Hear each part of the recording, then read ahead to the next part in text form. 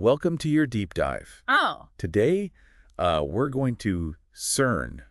CERN. Yeah, the European Organization for Nuclear Research. Wow. But we're taking kind of a unique path to get there. Interesting. You know what? Our source material is actually a hypnosis session. Really? Yeah, from a Spanish-Polish YouTube channel. Okay. And it's exploring a woman's thoughts and perceptions about CERN's activities while she's under hypnosis. That's fascinating. It's certainly a different lens to look at CERN through. Right. You know, when I first heard about this, I was like, Yeah. what? Wait a minute. What are we even going to be able to talk about here? Right. But it's actually a great chance to see how these really complicated scientific concepts can be filtered through an individual's perception. Yeah. It's like, how do we take something as complex as particle physics and then try to make sense of it through the lens of personal experience and belief? Yeah, exactly. So what did this woman, Anna, reveal about CERN while under hypnosis? Did she talk about, the Higgs boson? Or maybe reveal some secret experiment? Well, maybe not those things, but, one of the first things she mentioned was CERN's research into what influences world peace. World peace. Yeah. That's a pretty unexpected connection to make with a physics research organization. I know, right? What do you make of that? Well, I think it shows how people sometimes see these organizations like CERN as having really grand motives or even being involved in conspiracies. Oh, yeah, I see what you mean. Yeah, their work can seem very mysterious. Especially to people who don't know a lot about science. Exactly. Not familiar with the science. Yeah. And that can lead to imaginative interpretations. I see what you mean, yeah.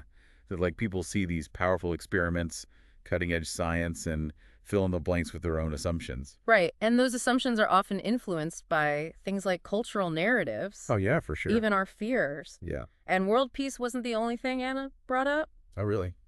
Yeah, she also talked about this claim made by Dr. Stellberger about 17 dimensions of reality and how CERN scientists are trying to understand them.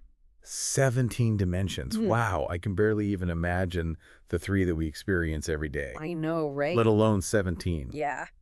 But this idea of multiple dimensions can be so captivating. Oh, yeah, it is. But it's also really confusing. Yeah. It's worth noting that theoretical physics does explore possibilities beyond, our everyday perception. Right. Like string theory, for example, proposes that there could be extra dimensions. Okay. Though not necessarily 17. Okay.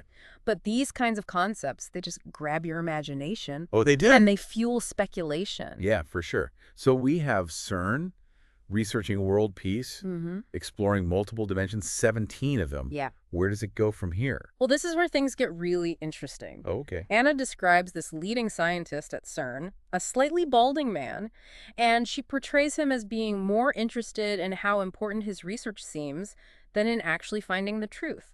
So a classic case of ego and ambition getting in the way of good science. That's how it seems, yeah. Okay, I bet that doesn't lead to anything good. It doesn't. What does she say he's up to? She describes a large glowing ring. A ring. Yeah. Okay. A portal. Of some kind, yeah. That's located in CERN's underground facilities. Okay. And get this, she claims to actually see entities moving through it. Entities? Uh-huh. Okay, hold There's on. both directions. A portal. Huh? Now we're really venturing into like science fiction territory here. What kind of entities is she talking about? Well, she mentions some being humanoid. Okay. Others are insect-like. Okay. And some, and she really emphasizes this, have reptilian eyes. Reptilian eyes. That's where my mind goes straight to all those, conspiracy theories about reptilian overlords controlling the world. I know, right? It's like a classic. Yeah, it's a common trope. Yeah.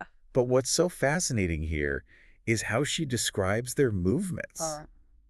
So initially, she sees them as if they're following a set path.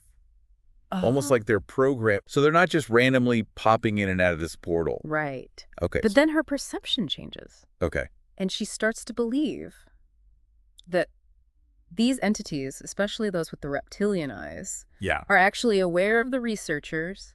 They know. They're watching them. Huh?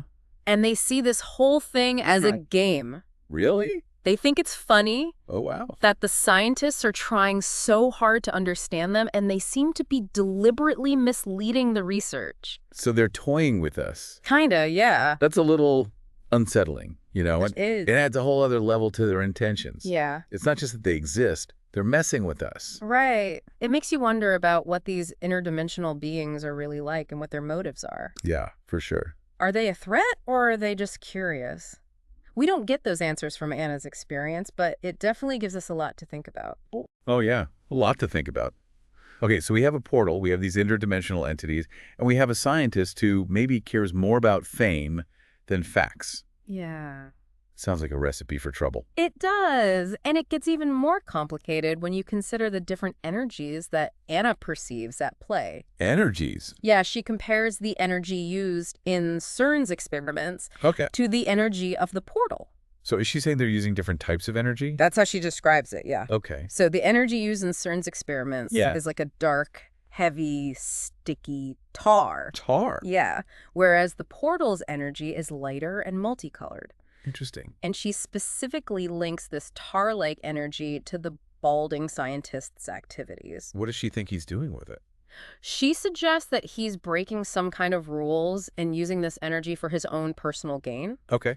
She doesn't go into specifics, but it kind of implies that he's messing with something powerful. Yeah. And potentially dangerous for his own ambitions. So he's playing with fire, both literally and figuratively. That's one way to put it. So if this portal gives access to other dimensions, how far can they reach? Are they traveling in the multiverse? Well, according to Anna, only 3 dimensions, Okay. or maybe just 3 levels of one dimension, are accessible through these experiments. So limited access even with this portal. It seems so, yeah. Okay. What else did she say? Well, that's where things take another unexpected turn. Oh no, what now? She describes a non-human entity appearing during an experiment. Okay. And it looks like a praying mantis. A praying mantis. Yeah. This is getting weirder and weirder. What's a praying mantis doing at CERN?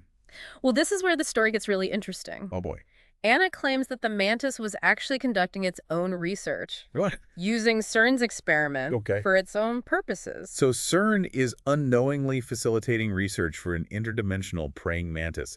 That's crazy. What on earth could it be researching? She describes the mantis installing these little box-like receivers. Receivers? Yeah, little boxes And into 3 CERN scientists. Wait, what? Yeah. What are these receivers? And she claims that these receivers allow the mantis to control the scientists. Hold on. Are we talking mind control? It seems like it, yeah. Mind-controlled devices implanted by a praying mantis. This is unbelievable. How much control does she think it has? She estimates that the mantis has about 75–90% control. Wow. Over these scientists. Okay. And she says this act was the mantis's final touch. Okay. Like it was the purpose of its visit. So the mantis came to CERN, used their experiments, implanted mind control devices in 3 scientists, and then left.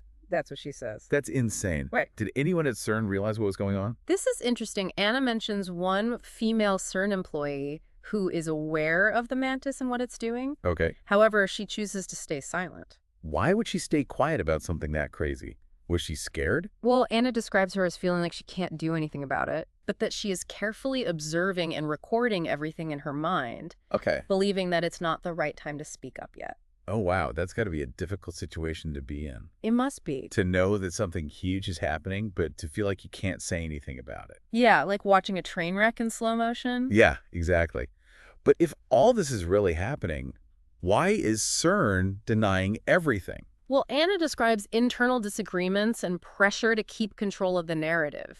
She says some information is okay to share with the world, while other things are kept hidden. I guess I can see that from a PR perspective. Yeah. They probably don't want to start a global panic by announcing that a praying mantis implanted mind control devices in their scientists.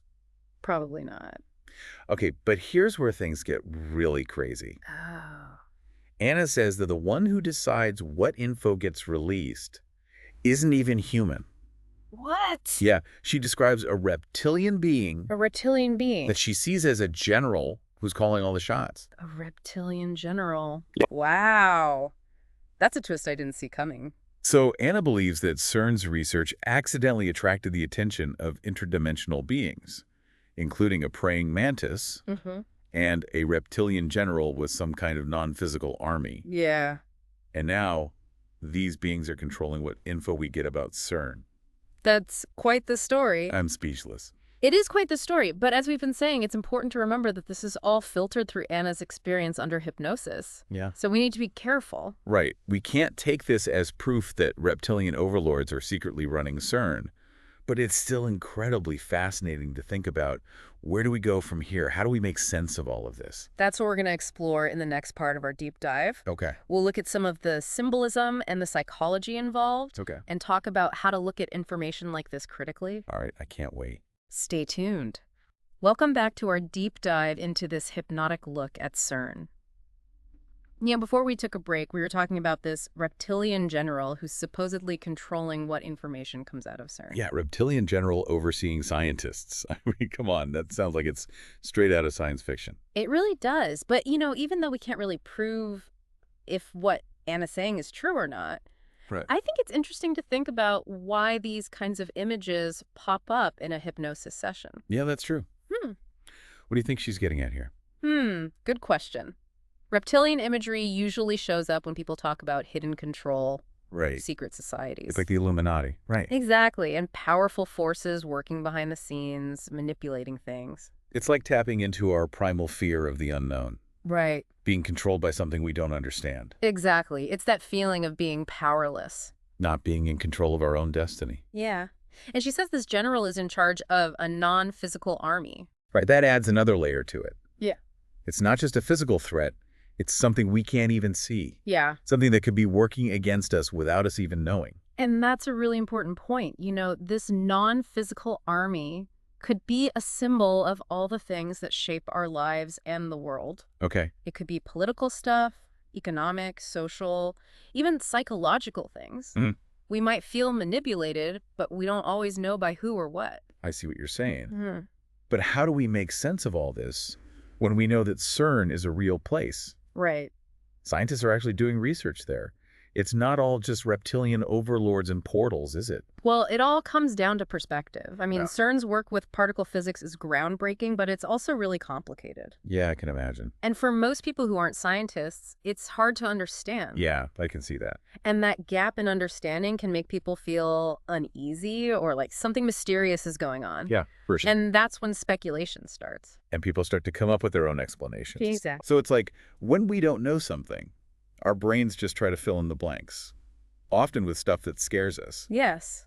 And our assumptions come from all sorts of places. Stories we hear, books we read, movies we watch, even the news. Oh, yeah, totally. So while the scientists at CERN are busy figuring out the universe, other people are projecting their own anxieties onto it. Fears about being controlled, powerful forces we can't see, things like that. Exactly. And it's important to remember that science is all about exploring and discovering new things, Yeah. pushing the boundaries of what we know. Right. And sometimes what we find out can be kind of unsettling. I guess it's like they say, the more you know, the more you realize you don't know. That's it. And sometimes what we discover can be scary, especially when it makes us realize that we don't know as much as we thought we did.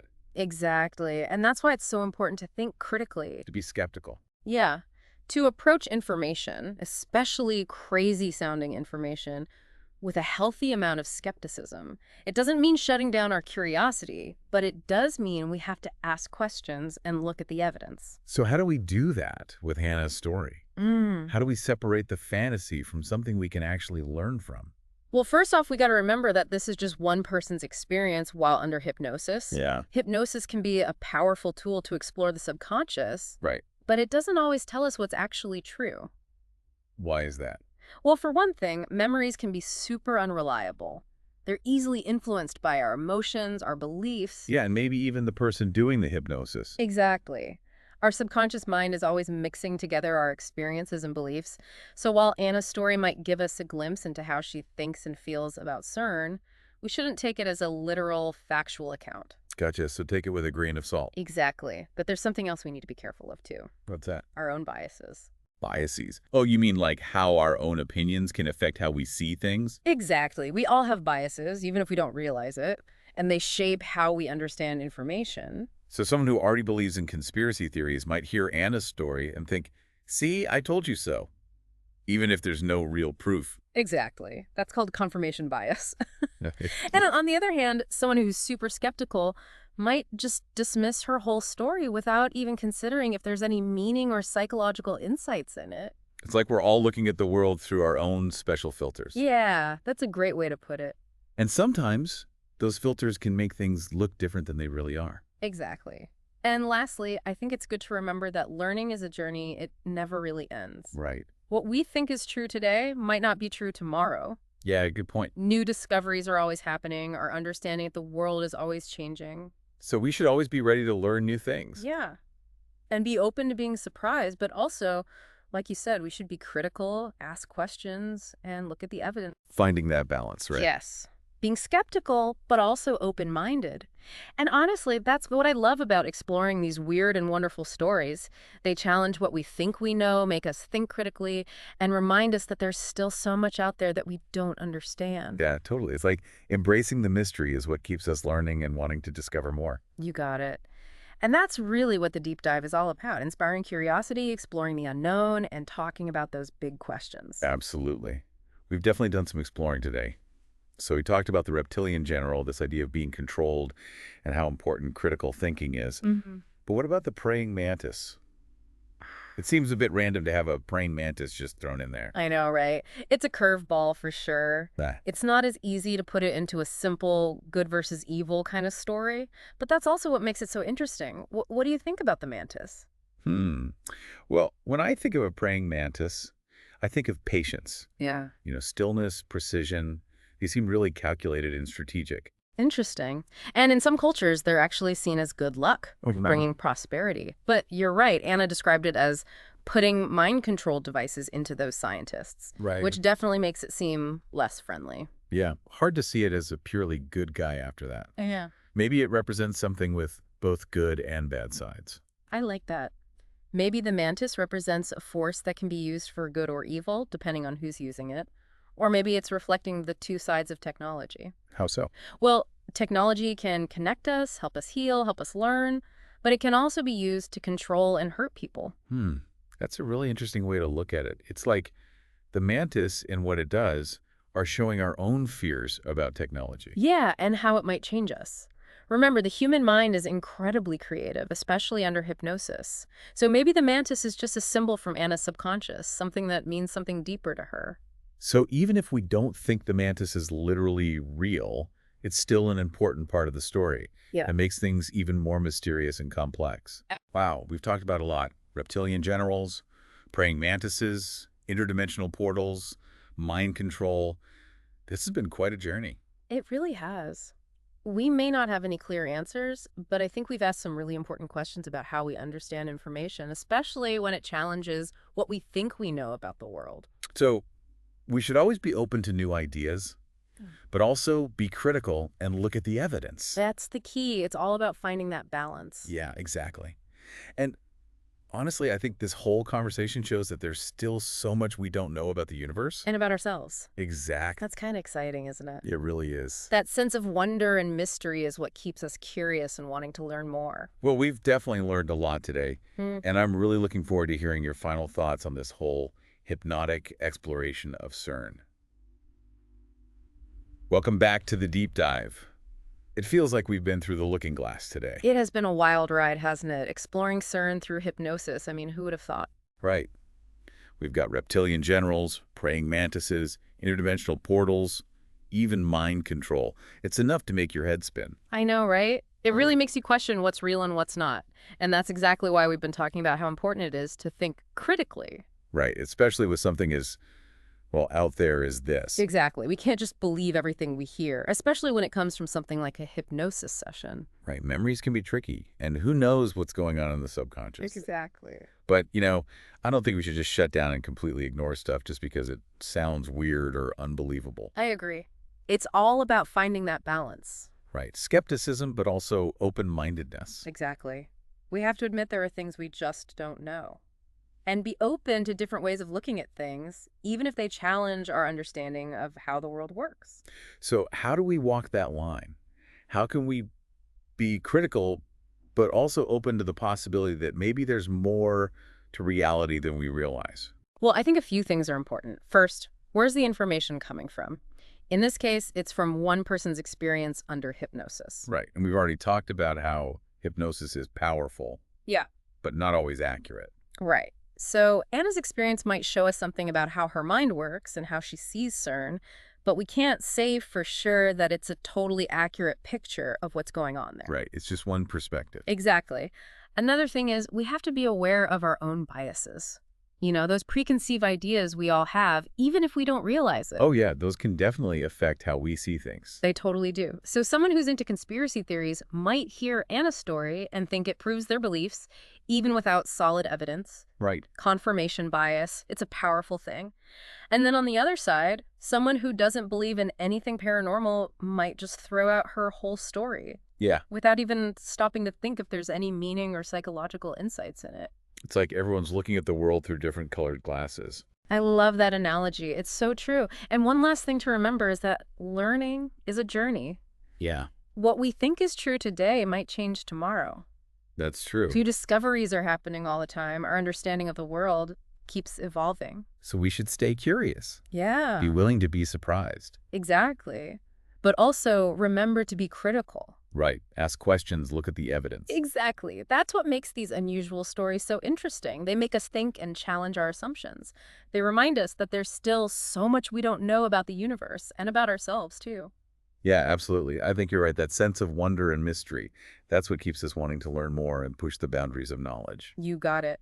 And that's what the deep dive is all about, encouraging that curiosity, exploring the unknown, and having these awesome conversations about the big questions in life. This has definitely been an awesome conversation. Mm-hmm. So what would you say is the biggest takeaway from our look into this hypnotic view of CERN? I'd say the most important thing is to be both critical and open-minded when we come across unusual information. We can be skeptical, but we don't have to shut down our curiosity. Finding that balance, right? That's it. Being skeptical, but also curious. And honestly, I think that's important, not just for thinking about science and the universe, but for life in general. Be willing to question things, consider new perspectives, and never stop learning. That's a great point. One last question. If you could ask Anna just one more thing, what would it be? Oh, that's a good one. I think I'd ask her more about that woman who works at CERN, the one who knows about the praying mantis but stays quiet. You mean the one who's watching everything and waiting for the right time to speak up? Yeah, her. I'd want to understand what she's thinking, what she's afraid of, what she hopes for. What does she think will happen if she tells people? Why is she staying silent? It's such a fascinating perspective to think about. Someone on the inside, knowing something unbelievable is going on, but feeling trapped. It really is. And to me, her story is even more powerful than all the crazy stuff about interdimensional beings and reptilian generals. It's a very human story, that struggle between doing what you think is right, but also being afraid. What's the right thing to do? How do you protect yourself? Yeah, that's something we can all relate to. Even with all this talk about incredible events, it's the human stories, the struggles, the choices people make that really hit home. Totally. And those stories, even when they're mixed up with stuff about interdimensional beings and reptilian generals, can remind us how strong and resilient humans can be. They show us that even when faced with the unknown, we still have the power to choose how we respond. That's a beautiful thought, and a really inspiring one, too. Thanks so much for joining me on this deep dive into the hypnotic exploration of CERN. It was my pleasure. And to everyone listening, thanks for joining us on this journey. We hope you enjoyed exploring these unusual ideas with us. And we hope you'll keep diving deep with us as we uncover more mysteries and explore the amazing universe we live in. Keep exploring, keep questioning, keep diving deep.